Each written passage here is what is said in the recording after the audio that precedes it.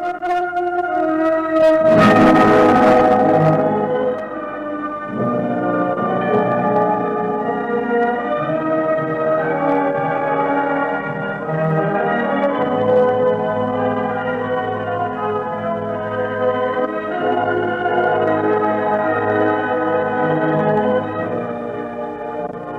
we are, just back from another journey into the Outback. That's Margaret with Peter and little Wendy. I've got a map to show the route we travelled into the far north of South Australia. After packing our final supplies in Adelaide, our journey takes us past the Flinders Ranges to Marree. On leaving Marree, it's not long before we skirt the shore of Lake Eyre South. 140 miles from Marree is the lonely settlement at William Creek, and then on to our destination, Oodnadatta.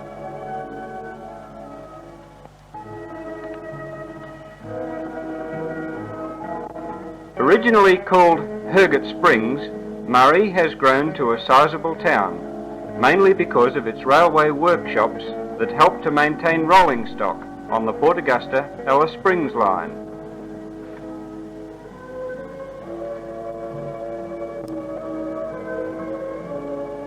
Before leaving Marree, the local policeman Grant Redden took us 5 miles out to the Walloon Range, where he pointed out Aboriginal petroglyphs.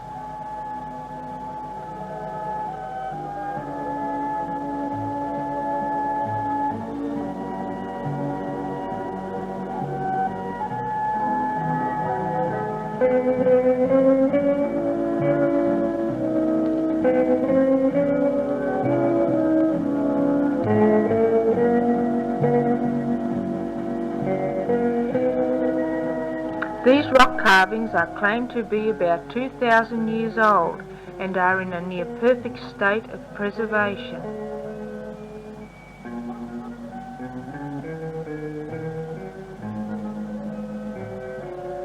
These are kangaroo footprints.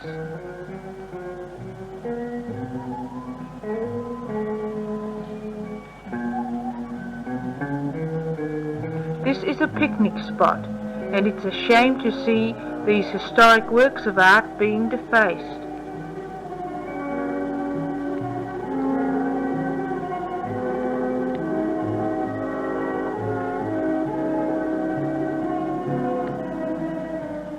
With 265 miles to our destination, we say our farewells in Marree and head northwest on the track to Oodnadatta.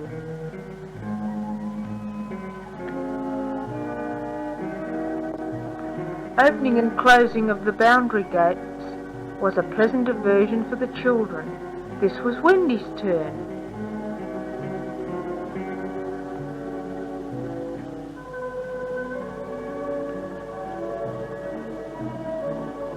In the Australian outback, the storage of water is a vital necessity, and it becomes a habit to top up all our water containers at every opportunity.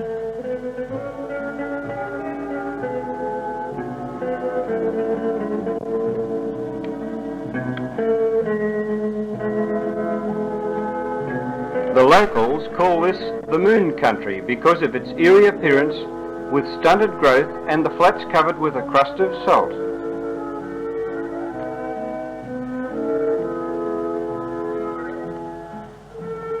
Yes, it's salt all right.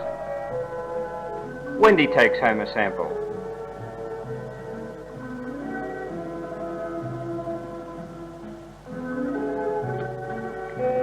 Creeks in this region are generally dry, but here at Bopeechee there were signs of recent heavy rains.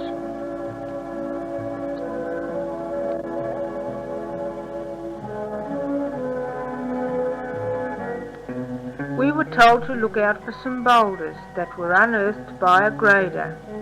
These contained fossilised shells, so we all got busy with our hammer and chisel to collect some souvenirs.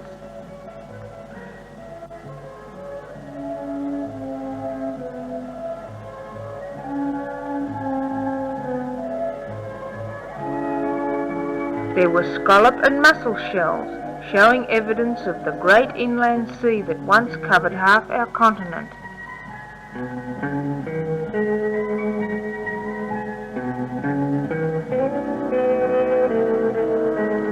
We weren't the only ones swinging hammers. Further on, a gang of railway fettlers were busy repairing the track that takes the Ghan all the way to Alice.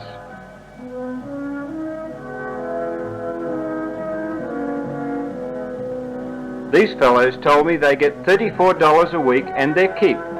They can have it for mine. Just think of working out here during the summer with week after week in the scorching heat.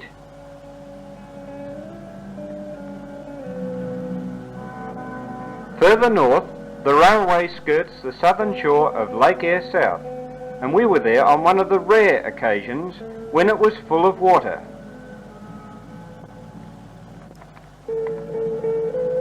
While at Lake Eyre, a Land Rover pulled up beside us. Bruce was eager to hear of their pilgrimage to the West Australian border, where Lassiter disappeared many years ago. For this is his son Bob Lassiter. Their vehicle carried two-way radio, 70-gallon of fuel, and even a seat on top for one of them to guide the driver through the scrub.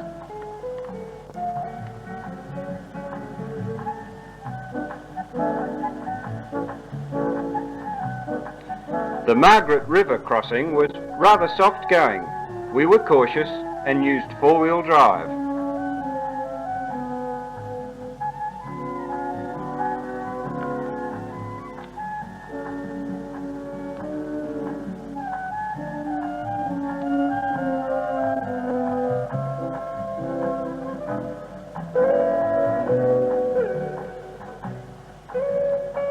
Once a busy little railway town, but now not one building remains. So we set off through the swampy growth to find the springs.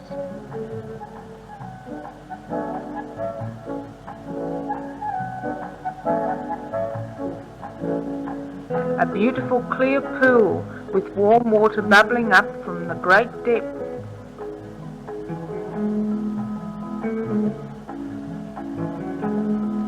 The children got more kick out of these springs at the railway siding.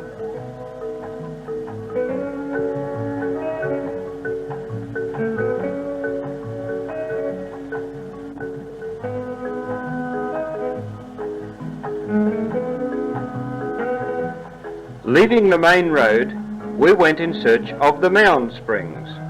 The water of the springs comes from the inexhaustible Great Artesian Basin and escapes to the surface through fissures in the rock.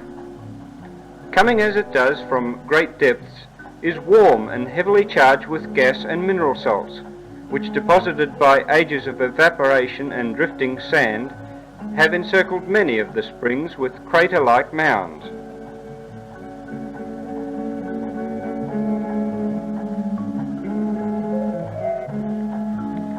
This one, known as Blanche Cup, is 50 feet in height and the largest and most symmetrical of them all.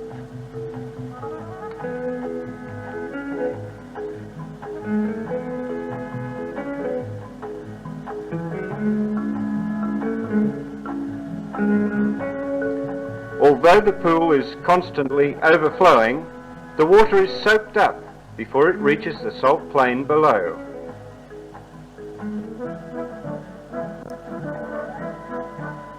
There are about 18 mound springs in the area, but none were as impressive as Blanche Cup. It was time for some walking, and we were now off to find the bubbler. Not like the mound springs, this one was hiding among the stunted growth. Found it! From the centre of this spring, a large brown gas-filled bubble periodically rises to the surface. With it comes a peculiar gurgling sound.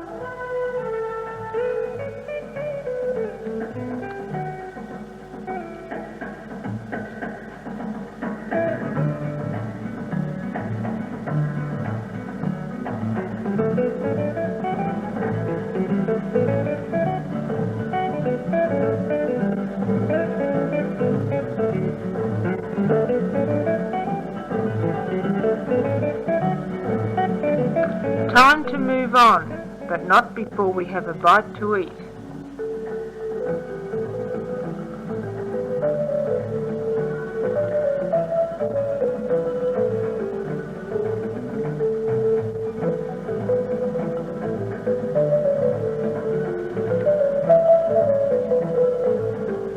Our road keeps constant company with the railway line, and we cross it on many occasions.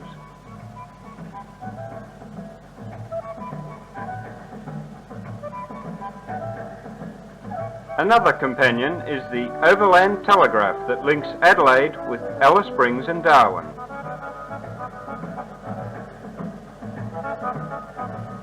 In the 1870s, when the telegraph was erected, Strangway Springs Pastoral Station was equipped as a telegraph repeater station.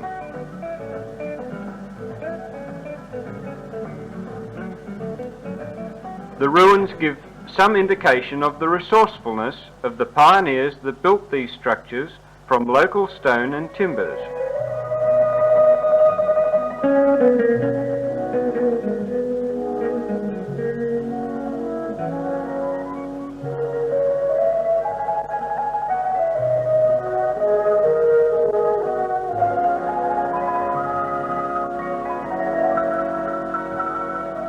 Next to the main residence was what we thought to be a small church, but after walking right round it, discovered there weren't any doors or windows.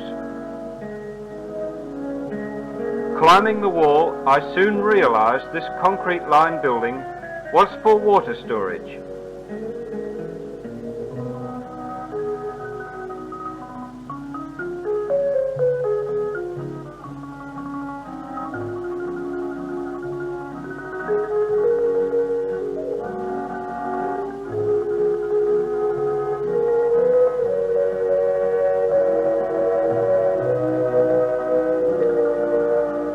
Two lonely graves are the only reminder of a brutal Aboriginal attack in 1895.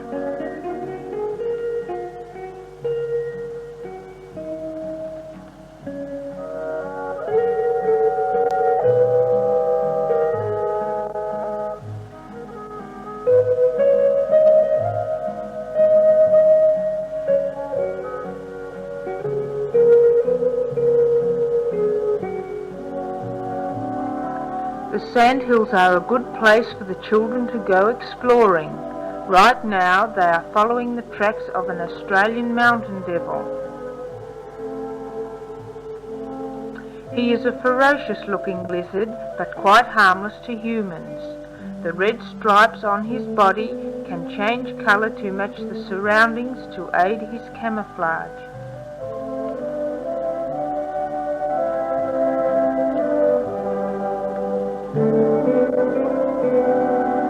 At William Creek siding were a variety of goods waiting to be collected by the homesteaders.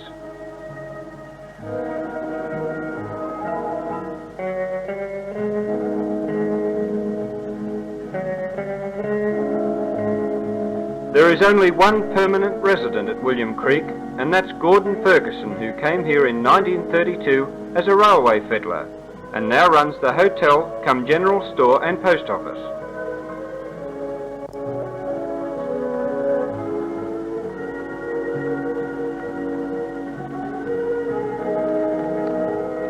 North of William Creek, the country flattens out to display a carpet of tightly packed gibbers.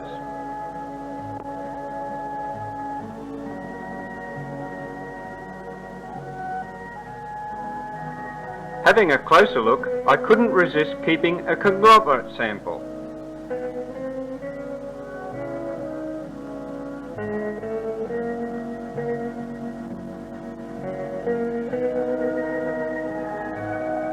A water bore, a welcome oasis in this dry journey, and a chance to fill our washing machine. Yes, this tub with a little detergent and the bumpy roads ahead do the rest. That's agitator action. It doesn't take long to get the fire going. The billy is soon on the boil.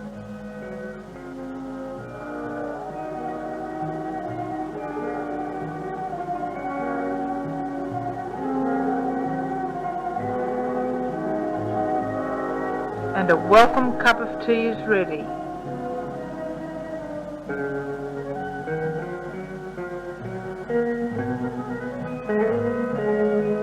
But we aren't the only ones having a cuppa. Over by the stockyards, 2 Aborigines dine in style.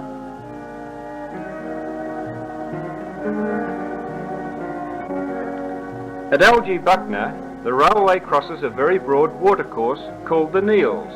It's spanned by the second longest railway bridge in Australia. In 1937, when the river was in flood, Gordon Ferguson's father rode his horse over the bridge on this footplate.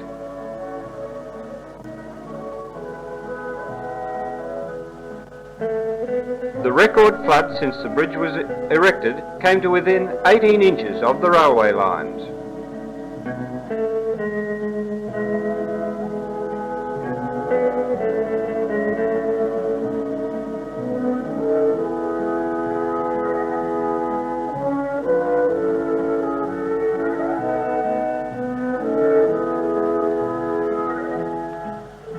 Aborigines living away from settled areas is an uncommon sight these days, but this group had camped about 10 miles out of Oodnadatta. Mick Stewart was the only one I could talk with. He said the woman's name was Molly Yumby.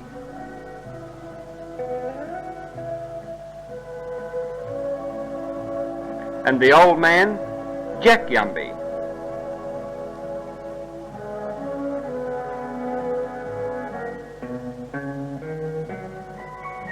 Mick told me the buggy was borrowed from a station, but he was very proud that he owned the camels.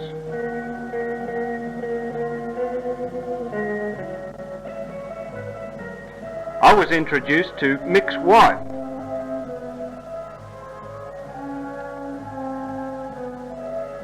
One of his daughters, and many grandchildren.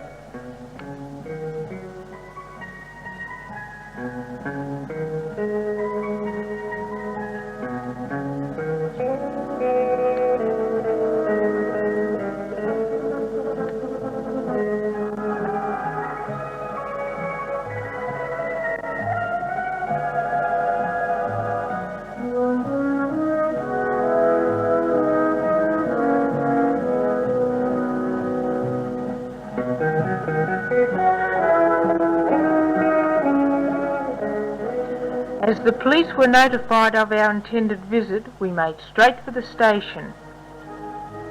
We were welcomed to Oodnadatta by Trevor Hartman, who is one of 3 policemen stationed here.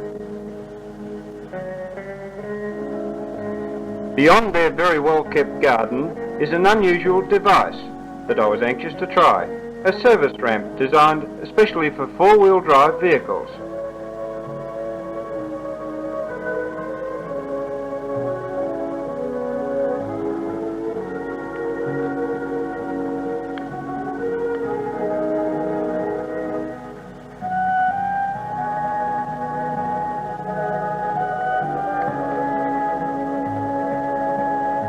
In the main street of Oodnadatta are the neat homes of railway employees. Directly opposite is the business and shopping area for the 100 or so residents of the town.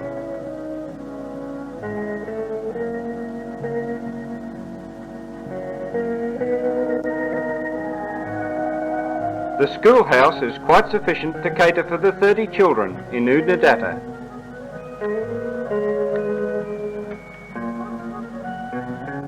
At the meteorological station, we met Rod Ackroyd, who is on a 2-year term here. He invited us to watch him at his work.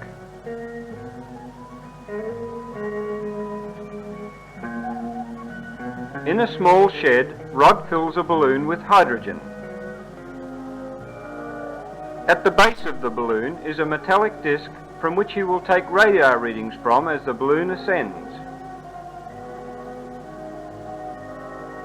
This is to record wind velocity at various altitudes. The balloon rises to about 50,000 feet before it bursts.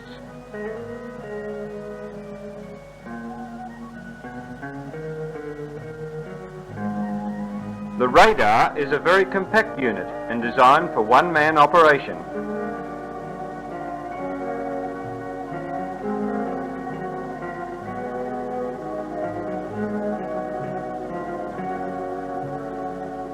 The information is radioed to the Met Office in Adelaide.